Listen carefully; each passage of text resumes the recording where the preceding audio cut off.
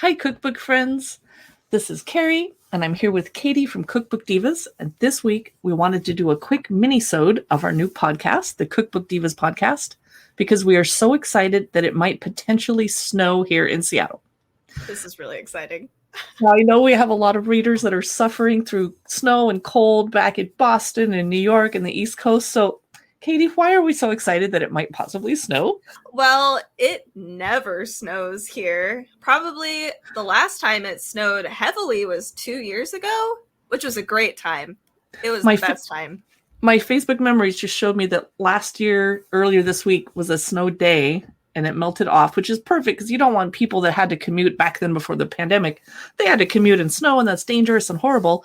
So you guys, here in Seattle, we don't get enough snow, so we barely have any snow equipment for our roads, and they don't plow a lot of them. They'll plow the arterials that go to the hospitals, and that's about it. And those of us that are in suburban neighborhoods are screwed because we're not going to get plowed. Well, we're going to drink, but that's different. Right. So most of us have SUVs or Subarus, so we can kind of get out and about, but it's dangerous. And we stay home.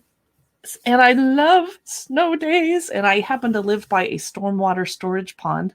So a bunch of neighborhood kids will come slide and sled and all that. And I used to go out and set up a fire pit table for the moms and kind of sneak some wine out there in cups. And I would serve hot cocoa to the kids. But this year, I don't think people are going to let me bring over hot cocoa because of, my COVID germs aren't going to be in the cocoa, but Yeah. You could always do little packages, little gift baskets or something. That would be cute. And make it look obvious that I sanitized my hands when I made this. Yes. So I was laughing because what's the longest you've been snowed in and unable to leave your house? Mine record was 8 days. Oh, yeah. Well, wasn't that almost a decade ago when the power was out as well? That was a separate incident, and my record was 10 days without power.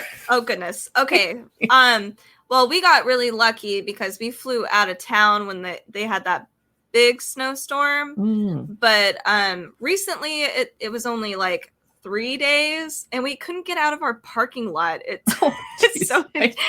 We were just sliding around trying to reverse, and it was kind of pathetic.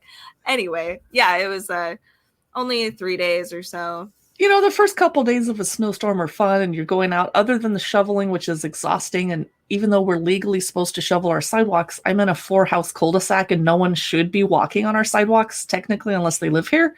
So we kind of have a pact. Like, you don't need to shovel. Fair enough. Don't walk on my sidewalk. Okay, fine. I won't walk on it, Yeah, no, we shoveled a bunch of snow 2 years ago for everybody because we were all just kind of locked in since we all live in a hill. So yeah, I live on a hill too. So we used to do lots of cooking and baking.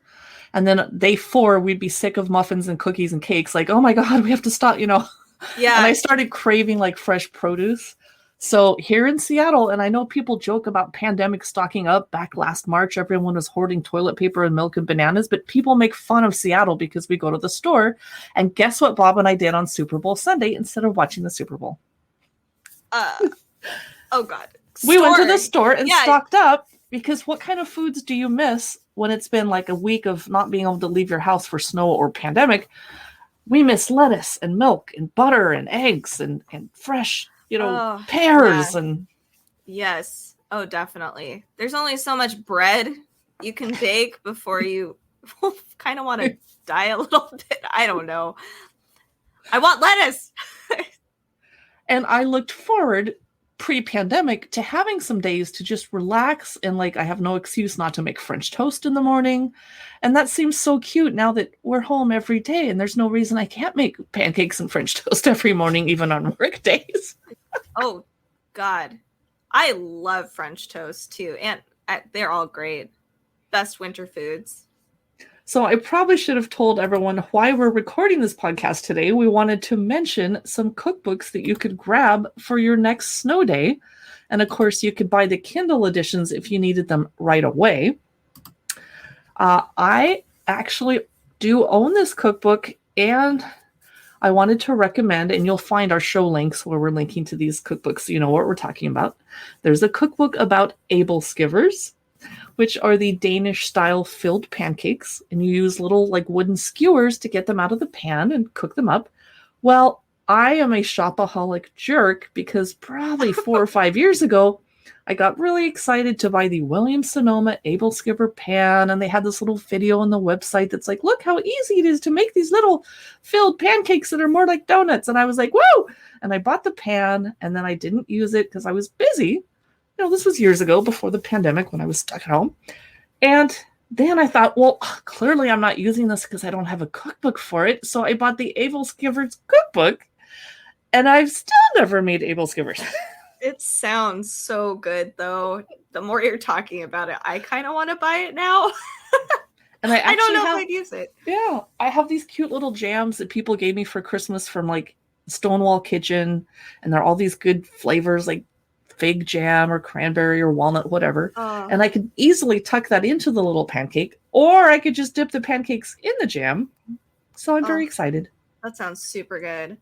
Well, my guilty pleasure during cold days is French toast. So one of the cookbooks that I have found is called French Toast Stacked, Stuffed, and Baked, which I have never tried a baked French toast ever. No, and since you're using gluten-free flours, I wonder if you have to make some adjustments or do something a little different on the temperature, or do they perform like normal flour, or do they have a little bit more oil content because they're nut-based? Or I'm not entirely sure. I would imagine I'm not sure if a baked one you would need it to puff up more, so I don't know if you'd need to aerate something or put more baking soda or any of those, but hydrate or dehydrate your dough, actually, right, not hydrate it. Yeah, no, so god, that cookbook looks super tasty to me. The third cookbook we wanted to chat about for you guys for Snow Day possibilities is Hannah Miles. She's one of my favorite cookbook authors because she just whips out so many amazing little, I'm not going to say cheap, but inexpensive, smaller cookbooks, and they're just very, very thematic and topical. And she has one on pancakes, waffles, crepes, and French toast. And I'm thinking, if it's going to snow 4 days in a row, I should start off with pancakes, which I never make for my boyfriend on weekdays for sure. Yeah. And he loves pancakes, but we're trying to cut back on our sugar a little. But then I could work up to crepes, which the hard part with that is I don't have a crepe pan, but I can make my skillet or whatever work. But they cool off so fast. So you want to make a stack of them and keep them in a towel and then serve them all at once. And then I could work my way up to a little bit harder waffles, because it's hard. I have a waffle maker. Thank you. I have used it before. See, I'm not just a shopaholic. But it's hard not to get them overcooked or undercooked. Like, they have to be perfect. And then I could try making French toast. So that's Hannah Miles's Pancakes, Waffles, Crepes, and French Toast Irresistible Recipes from the Griddle. That sounds awesome. And I could also, so I have a fire pit, and we have all this wood that we're waiting to burn up because it's too stinky of wood to burn in the house, if that makes any sense. Mm-hmm. That's my first world problem. My wood is too stinky. Actually, sorry, go ahead. So we're going to do bonfires, and I bet I could cook pancakes outside on a little cast iron skillet over the bonfire while drinking brandy. That'd be fun. Wow. Okay. That sounds really good. And that actually ties into my cookbook, the Ski House cookbook, because I can just imagine going on this really awesome ski trip at a cabin, having a fire pit and your whole family getting together. Oh, yeah. That sounds so awesome. That's a great idea, actually. This cookbook's really cool because it comes with 125 recipes from breakfast, lunch, and dinner. So it covers more than the awesome breakfast sweets that we've been talking about, but they're all specifically meant to kind of warm your bellies for the cold season. So I'm not a skier. Are you a skier at all? No, I was a ski mom, so I would go with the kids from the school as one of the chaperones, and I'd sit in the lodge. And of course, if you're there with other people's kids, you can't be hitting the bar. Darn it! But I'd have hot cocoa and read a book, and then they'd come in because they fell down, and I would bandage their knee and hug them and send them back out. And it was super fun. Yeah, I think it's But fun. I'm not a skier, so if I rented a ski house with a bunch of friends, I would probably just stay home like a loser, but I'd be so happy, and I would read books all day, and then I would have dinner ready for them when they got back. Yeah, I think that's kind of why I like this cookbook being called The Ski House, because you don't have to be a skier to enjoy, going out into, the cabin with all the snow. I personally like doing exactly what you're doing. I do like sledding though. So, Oh, but yeah. yeah, anyway. I But would yeah, sled. And I'd go for walks. I have snow boots. I'd go for a walk until I got tired and cold and cranky. And then I would go back in and go, yay, liquor. Yes, liquor's important. The fifth cookbook I wanted to talk to you guys about is the Camp Dutch Oven Cookbook. Now, it's meant for camping, and we're not camping on a snow day, but I actually own 3 Dutch ovens, and one of them is all pretty, and it's my favorite color, aqua, and it only is ever used on my stove. But the other 2 are crappy old ones or just cast iron Dutch ovens that I don't mind if I'm using them actually over a fire. So circling back to my bonfire cooking, I actually own this Camp Dutch Oven cookbook, although I've never cooked from it. And I would love to just make dinner outside in the snow, whatever. Here in Seattle, we're pretty tolerant of getting wet and cold. We're used to it. We're like, yeah, whatever. Yeah. So I would have my good layers on and my good raincoat on the top. And I want to make some baked beans, but from scratch, not just open a can and dump it into the pan like I usually do. Ooh, that would be fun. I actually think I've cooked out of this cookbook as well. It's so versatile, that just Dutch ovens in general. I don't have one, and I really need one. My best friend has one, and we Christmas hint, birthday hint. No. So the 6th cookbook that we want to talk about is called the Winter Table. So this is kind of like the Dutch oven one, where, it's about fireside feasting with family and friends. I wish we could do that more right now, obviously. But these are like, more dinner oriented and, wholesome meals that are just really filling and just really awesome, like soups and awesome, like curries, just hefty, warming meals. Oh, curry. And good idea. Risotto.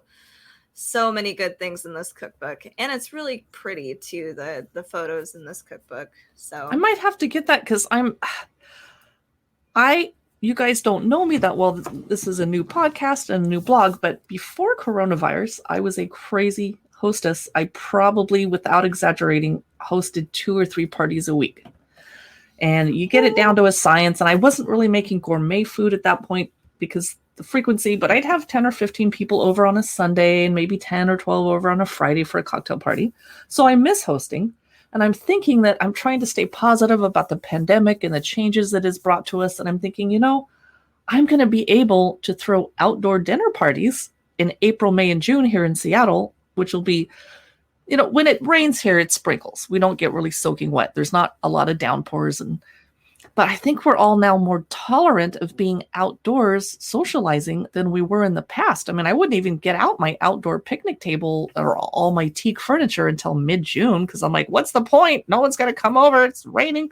It's cloudy. Yeah. It's cold. And now it's like, as long as I have a bunch of bonfires and a couple patio heaters, I think people will be like, I'd love to come over and eat your non-gourmet food. Yeah. Oh, definitely. Especially with the pandemic going on. Yeah. We're craving social events right now. Now, I do not own this book, and I'm about to run and buy it. It's called Camp Cocktails, Delicious Drinks to Drink Outdoors. I love drinking, especially since the pandemic. Don't judge me. I'm very thirsty.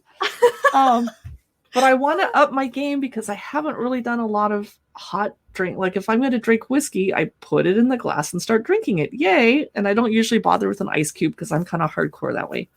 But I want to make some hot drinks that are alcoholic and not just be like, you want me to make you a screwdriver? That's kind of ghetto at this point since I'm 51 years old. Oh, hey, I drink those. Well, that's because you're not 51 years old. I know. And screwdrivers are delicious and they get you drunk fast, and that's the point of them. But no judgment. Okay. Yeah, no, I would love. I can't wait to look through this cookbook once you get it. And so, speaking of, I guess, childlike comfort drinks, there's another cookbook called Hot Cocoa Comfort. Oh, yeah. Which we all know, hot cocoa is the perfect thing for wintertime. It is definitely one of my favorite things to do or to make during cold seasons. And I have the time and no excuse now to up my game because I can't just open Swiss Miss for adults and throw it in a cup like I do for kids. I just can't. No, No. Yeah. And use water and not milk. There's so many things. Yeah, but this cookbook looks really good. There's 50 recipes in here. So that's really reassuring. Now, I'm allergic to cinnamon, but I can have little bits of it. I just can't have too much. So my trick was to take a cinnamon stick while the water or milk is boiling and kind of swirl it around a little bit or leave it in there while it cooked. And that just added a little bit of flavor, but not too much. I wasn't like taking a sugar shaker full of cinnamon sugar and throwing it in there, but it's nice. Yeah. Hey, question for you, not to put you on the spot, but you're gluten-free. Does hot cocoa mixes have gluten in them? So you actually have to customize your own hot cocoa to prevent that and use high quality chocolate, or what's the deal?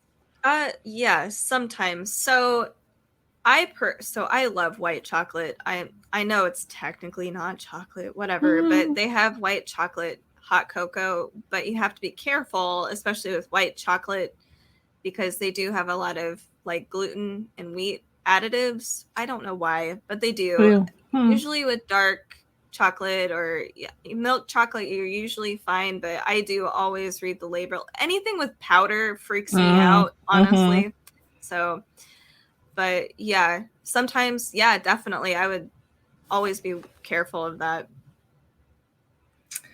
I'm going to mention a cookbook, and you're going to hear me typing because I want to see what the cover looks like again. Fireside Treats. Oops.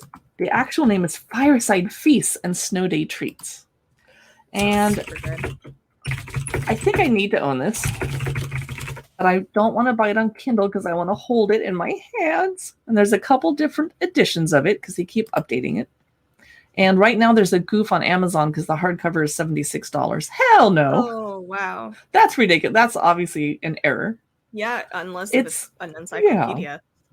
It's by Ryland, Peters, and Small, and they're a compiler, so a bunch of different cookbook authors worked on it. And it's not just Christmassy, but I definitely would start reading it late November. It's getting cold.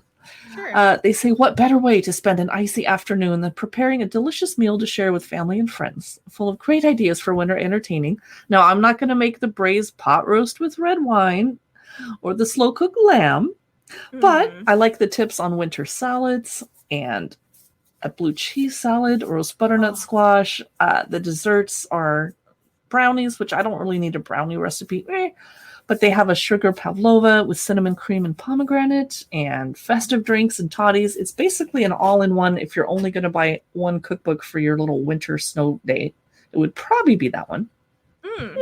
That sounds good. Yeah.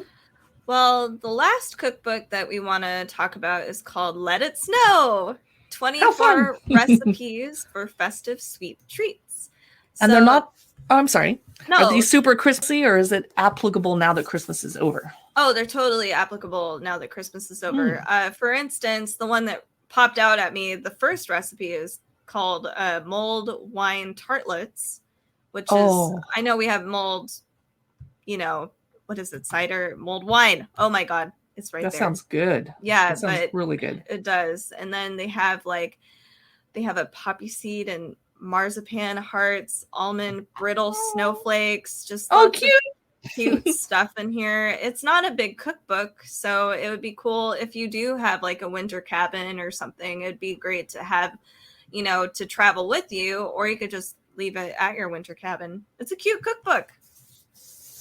And you guys will notice that we stopped and didn't talk about any bread baking cookbooks because back before the pandemic, everybody would bake bread on a snow day. And now I think I'm speaking for most Americans. We're tired of baking bread. Yeah. Oh, man. Definitely. Feel free to argue with me in the comments and tell me about all the beautiful bread that you're baking in February. But I'm personally breaded out. Can't do it. I'm breaded out, too. But I'm always breaded out. Well, thank you, everybody, for listening, and I'd love to hear your snow comments, and feel free to laugh at us Seattleites for being super excited about snow, but come on, we hardly ever get it. It's going to be fun, and it'll be so beautiful and quiet, and I love looking out the window from my safety by the fireplace. drinking something delicious and looking at it snow out the window. Yeah. I love cooking in the snow. It's wonderful. Not in it. But. Well, yeah. That might happen though. I want to be outside burning up my stinky wood, and I promise not to cook food over the stinky wood. Oh, goodness. The stinky wood is for later after we're done eating. I don't know why it's stinky. That's hilarious. So thank you everybody for listening, and we hope that you will join us on Instagram. We're on Facebook, we're on YouTube, and we're on Pinterest occasionally for more cookbook look-throughs. And of course, this is our new podcast. Let your friends know about it if they like to download podcasts to take with them on the road during their winter snow adventures. Thanks so much.